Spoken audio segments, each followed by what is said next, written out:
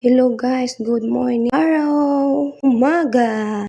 At yan yung una kong ginagawa. Naghalo po ako ng waterproof ng labahan ko at may isa akong bantay nandiyan. Ang labahan, ang ganda ng panahon. Maglaba, ang daming labahan. Guys, naghalo po ako ng waterproof para sa taas at gamit ko ang brush para hindi malagta yung kisame ko. Upo muna guys, yung tiyan ko. Heel and himhel muna ako bago akong umupo. Sobrang laki ng tiyan ko. 6 months na din siya. Ganyan, nagmask. Ngayon talaga magamit ka ng mask. Mahirap na, magkasakit.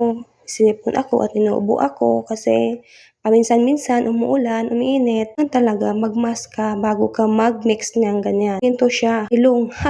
Guys, ako na ang nagawa niyan kasi yung asawa ko busy siya sa trabaho niya. Magawa dyan kasi gabi na siya makauwi or minsan hapon na makauwi siya dito sa bahay lang ang gagawa. Ako pa naman, maliit pa naman yung tiyan ko. At din pag may time. Nilagyan ko pala siya ng maliit na tubig guys. Sila kasi hindi siya mahalo kasi marami yung parang semento. Nilagyan ko na konting tubig para mahalo-halo siya at mamimix-mix siya para malagay ko na sa taas. Lagay siya, haluin siya para mamix. O siya, namimix na.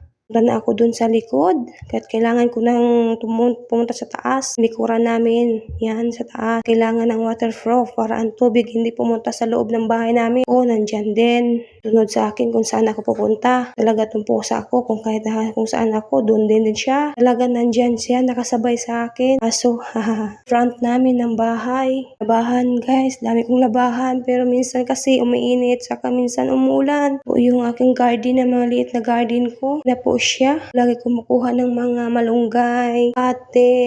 Tipid din ako minsan. Mabilihin ngayon. Ako po. Yung bigas na naman ngayon sobrang mahal. Diyos ko po. Parang hindi na tayo mapakain ngayon. Kukuha na po ako ng hagdanan para makasakahan ako dun sa taas. Talaga mabigat yung hagdanan. Anpasan ko na siya at nilagay ko sa kilid at yan ako magsasaka. Ako aakyat guys. Aakyat na ako papunta ng taas. Kung aakyat kasi parang may umuulan. Wala na talaga guys. Umuulan na talaga. Kailangan ko ng pumunta sa taas. Waterproof na ako at naipandong pa ako at mask. Maabon-ambon siya. Kung naman may sip-on ako. So, kailangan may takip tayo sa ulo. Yeah. Witsa. Kasi parang hinihingal ako. Kasi yung buhos. Kasi si kuya naglagay dyan. Lang naman kami sa waterproof at binilhan ko naman ulit ng waterproof. Yan, hindi nalagyan. Nakita nyo guys na may liki-liki niyan ang hindi pa nalagyan ng waterproof. Nalagyan ng waterproof at ngayon at tapos na po yung nakalagay ng waterproof at ako ay bababa na guys. Pag may pera ako